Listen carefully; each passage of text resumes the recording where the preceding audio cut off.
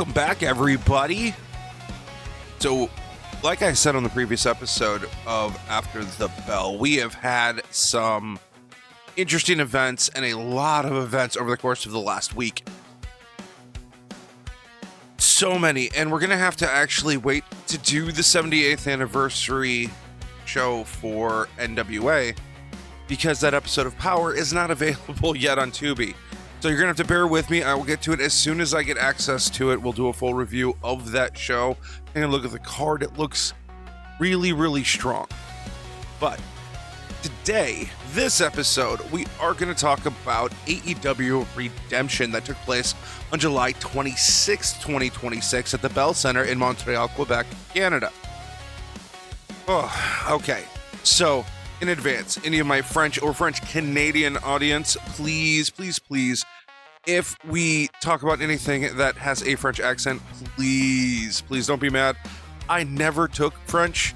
I don't understand how to speak French. Spanish is my game, and a little bit of German.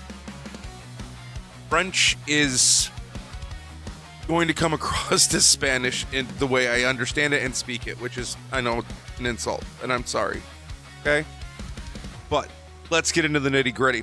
The first ever AEW Redemption took place on Sunday, July 26th at the Bell Center in Montreal, Quebec, Canada. The card had 12 matches with only the first match on the pre-show, which is really interesting because normally their buy-in will do 2 matches typically, especially on a larger card like this. So only 1 match, so 11 matches on the pay-per-view is very interesting. They also had a segment where Rougeau family was honored. Daddy Magic came out and brought out Raymond and Jacques Rougeau, who are part of the historic Montreal-based Rougeau family, which is one of the most historic wrestling families in Canada, next to, I would say, probably the Harts. They go back 3 generations or more professional wrestling.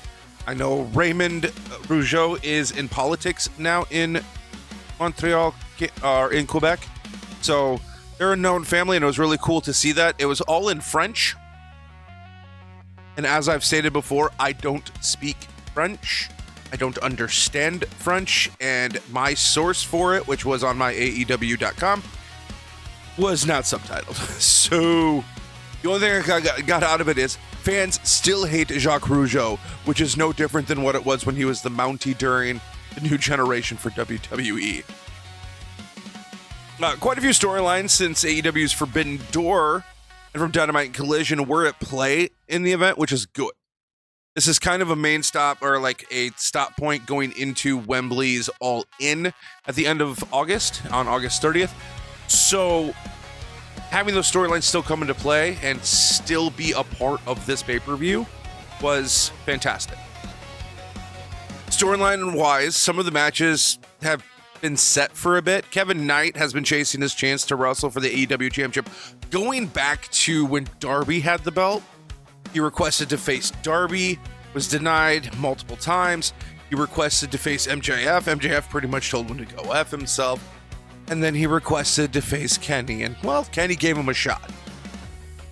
And the winner of that match not only would have the title, but will face Will Ospreay in Wembley, London, for All In, coming up at the end of the month. THEKLA is set to defend her title against Willow Nightingale, with the winner of that match defending against Owen Hart Cup Women's Division winner Mercedes Moné. Now, 2-time back-to-back Women's Division winner. Get it right, Todd. HIKARU SHIDA defended her reign as the TBS champion against up-and-coming star Maya World. Tag action between the Death Riders, Will Ospreay and Jon Moxley, against the Young Bucks, and even more Death Rider tag action as Claudio Castagnoli and Pac take on the AEW Tag Team Champions, Cage and Co. For championship action with Kyle Fletcher defending his international championship against Bandito, and Andrade El Idolo continued his quest for gold as he faced AEW national champion and former Don Callis family stablemate Mark Davis for that title. The conglomeration members Orange Cassidy, Roderick Strong, and Kyle O'Reilly opened the show against Lethal Twist. for the AEW Trios Championships. Chris Jericho will bring out his Painmaker persona to face the Psycho Killer, Tommaso Ciampa, in a no-holds-barred match. And the rivalry between the Dogs and the Bang Bang Gang boils over in a double chain match. So much crazy stuff on this pay-per-view. We are only going to go over the Maya World versus HIKARU Shida match and the Willow Nightingale versus THEKLA match.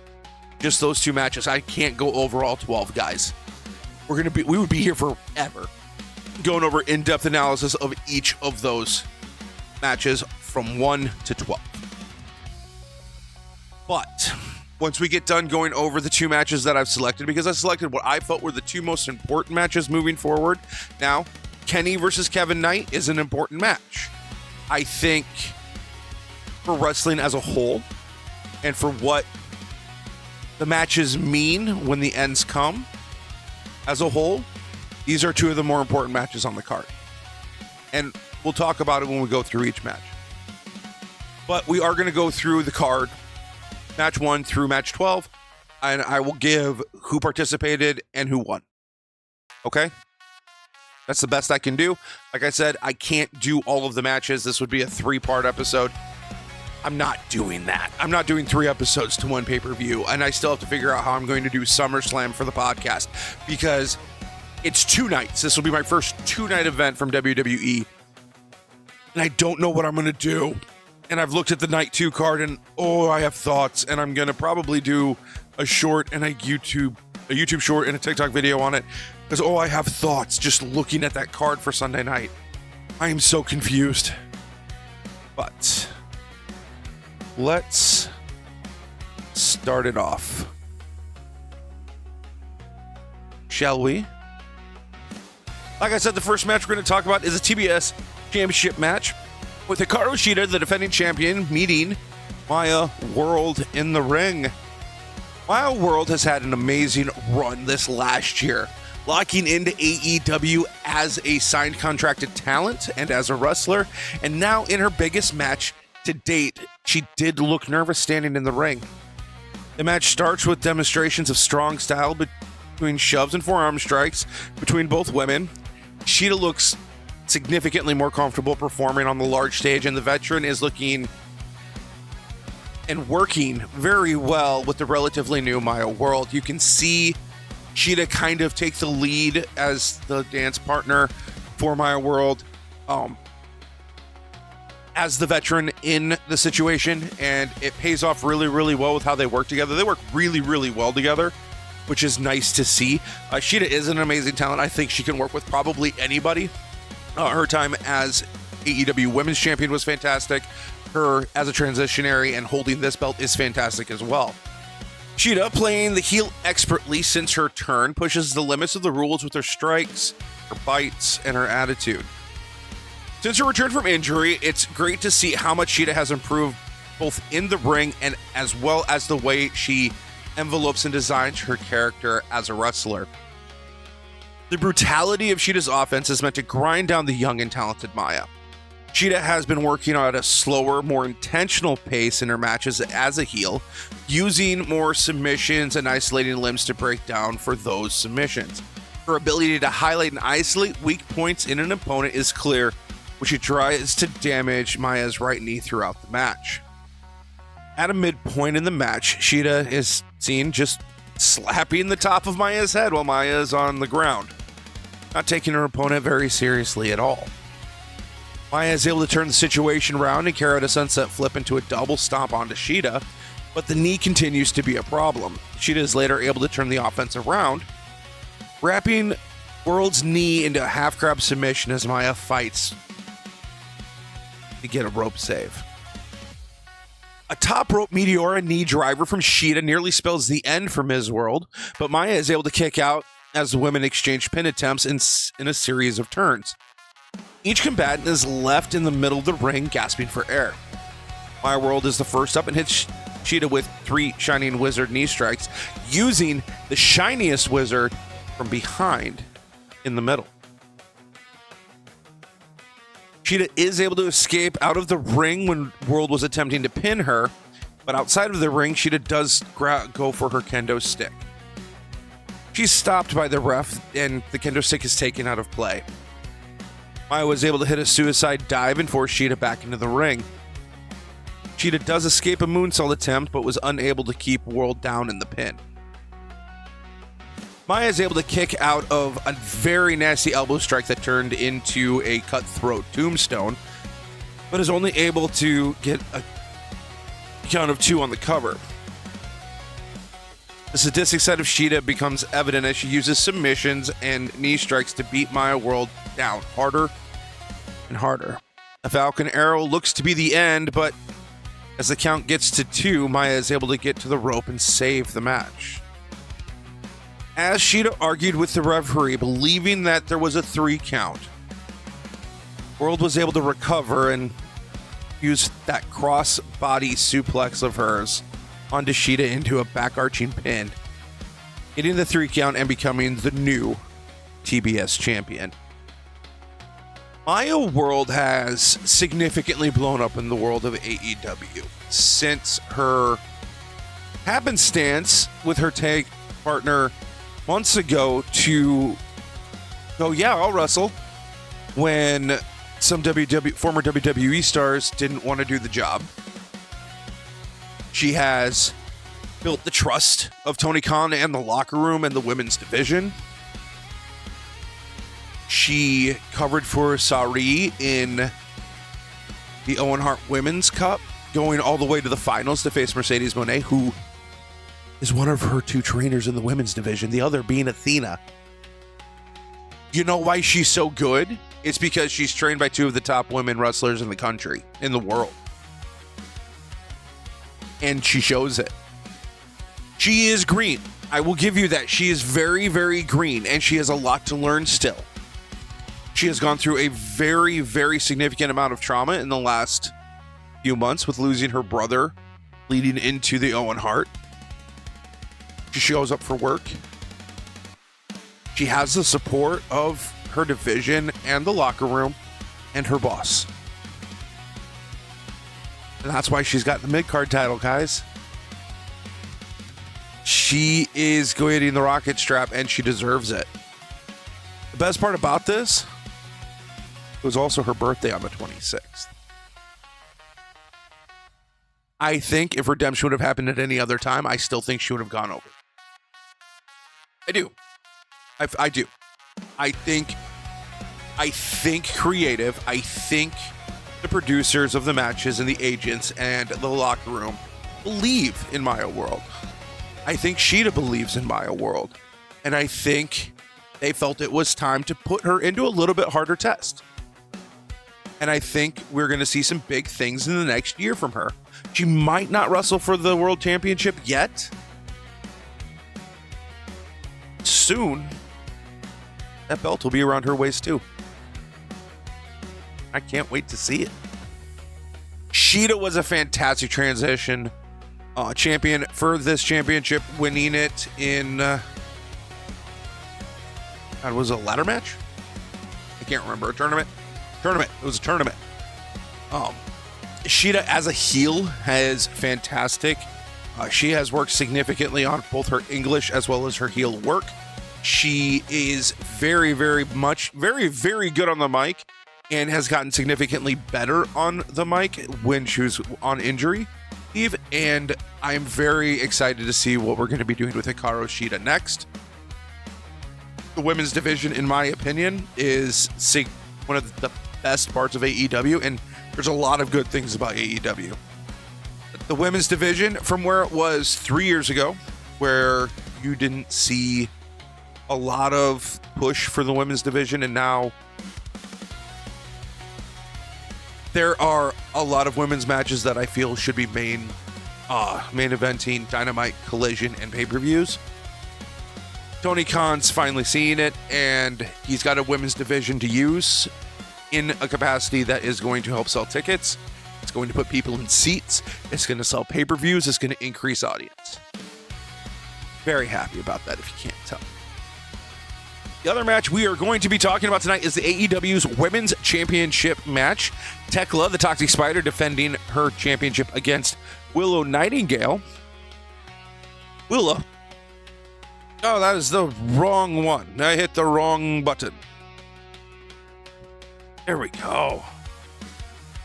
Willow, the smiling face of the women's division, comes out ready to prove that she has what it takes to be the champion of the division. THEKLA enters as a walking nightmare that she has always shown herself to be, as she has dominated the division to become the current champion. Both women have confidence and skill. And this match should be a war. At the bell, Willow starts out strong. The grudge match between THEKLA and Willow starts back at Beach Break, when THEKLA attacked Willow after becoming the #1 contender. Over the last couple of weeks, THEKLA has attempted to weasel her way into the mind of Willow and break the babe with the power's hopeful mindset. Willow hits THEKLA with a spine buster to start the match, just pulling out power moves in and outside of the ring on THEKLA. THEKLA is able to get out of the way of Willow when Willow attempts a cannonball onto the steel steps. From there, THEKLA is able to gain control as Willow tries to recover. With Willow hurting, THEKLA began hitting Willow with hard strikes and going after Willow's injured ear, causing a fresh wound to bleed.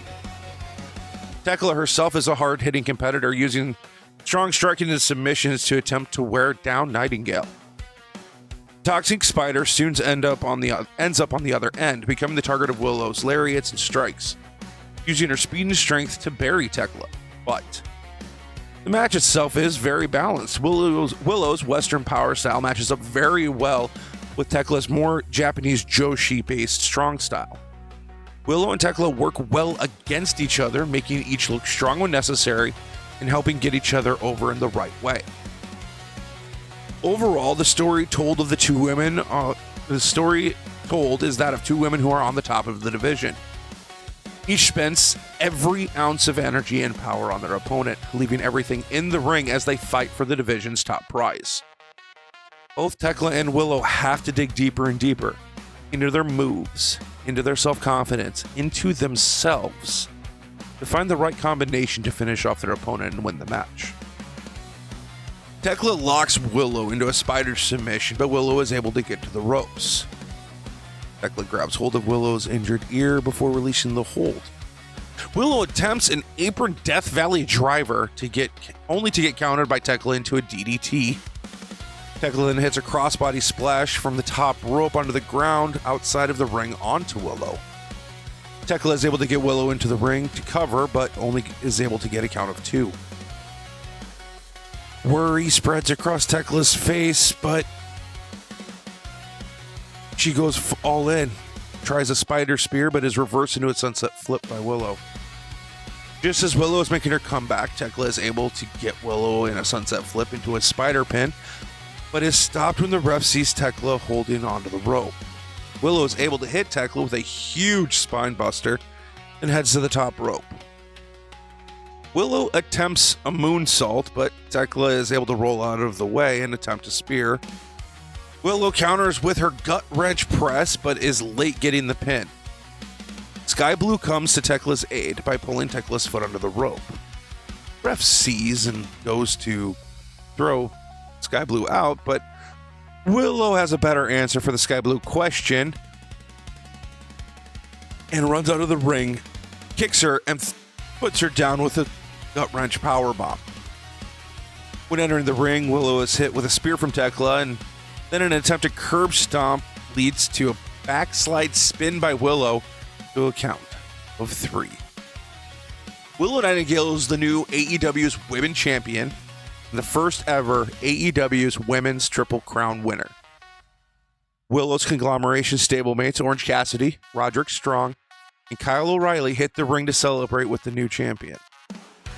Willow is now set to face the Women's Owen Hart Cup winner, Mercedes Moné, Allen at Wembley.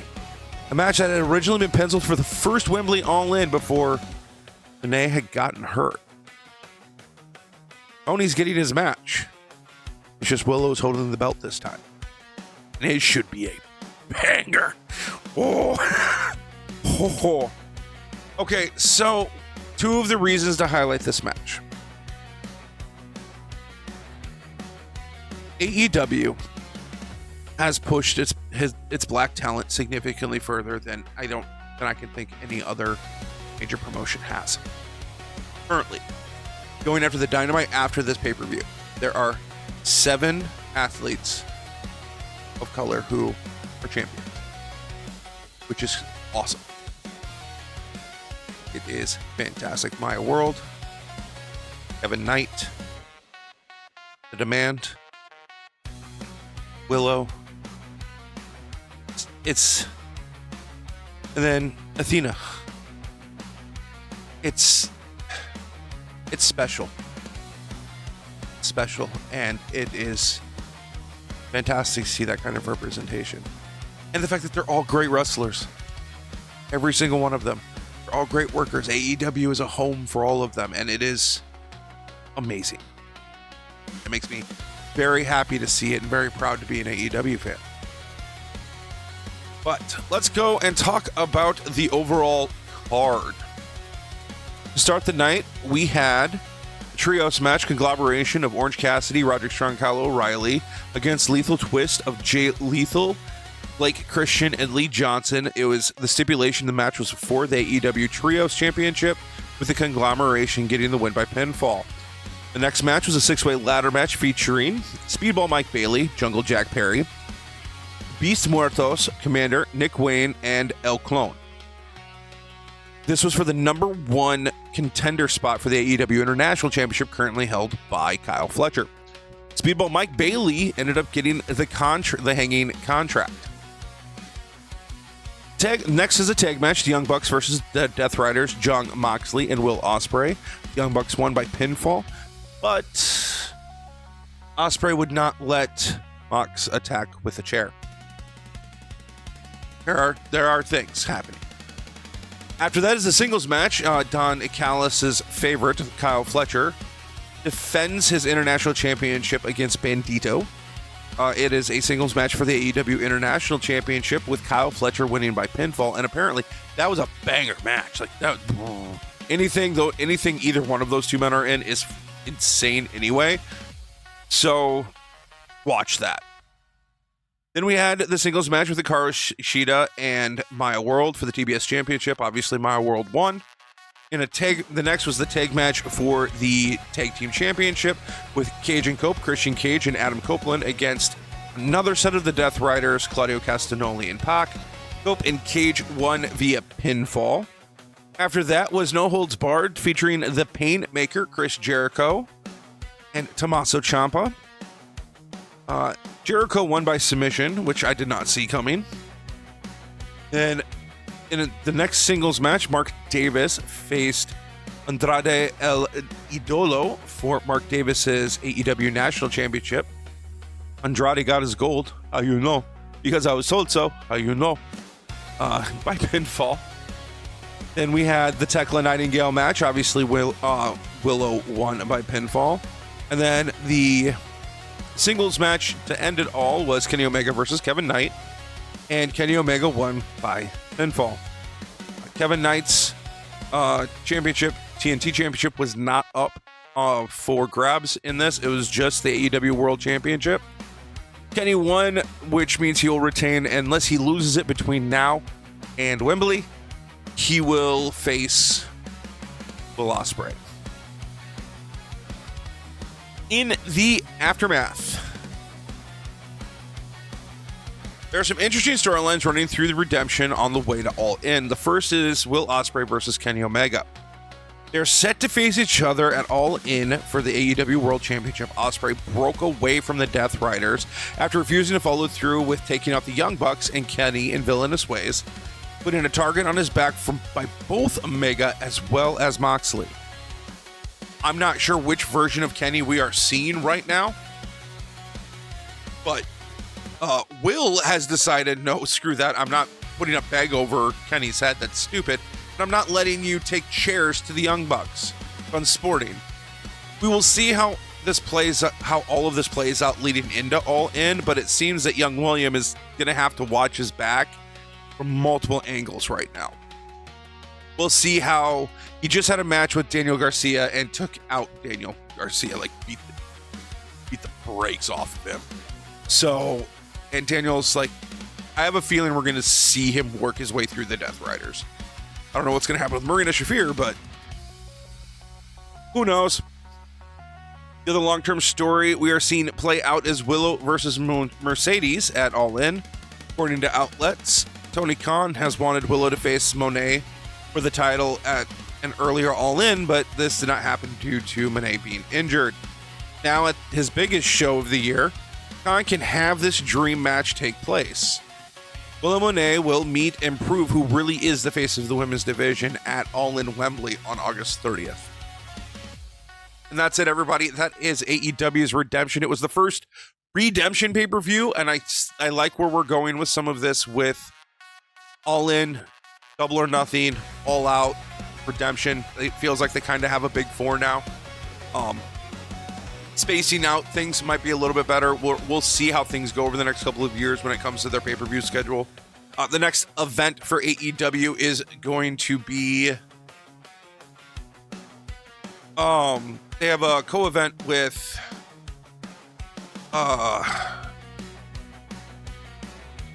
CMLL coming up. Give me a second and I'll be able to find it. Upcoming events. Are you taking so long? Oh, Grand Slam Mexico. They have Grand Slam Mexico coming up on the 5th. I'm pretty sure that's a pay-per-view. That's with CMLL. The match of note of that is going to be Kyle Fletcher versus Speedball for the International Championship. We'll see how that goes. I don't see them taking the International Championship off of Kyle Fletcher until after All In, so Kyle can wrestle for the World Championship. And then you've got on the 30th All In at Wembley. So that's what's coming up outside of Collision and Dynamite tapings for AEW. Very much looking forward to. I think there's going to be a special Dynamite on the 9th. Let me look to see when Rebel Heart is.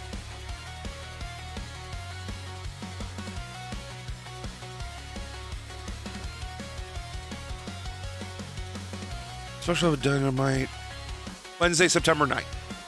On Wednesday, September 9th, they're doing a special episode of Dynamite called Rebel Heart. So that's going to be after All In.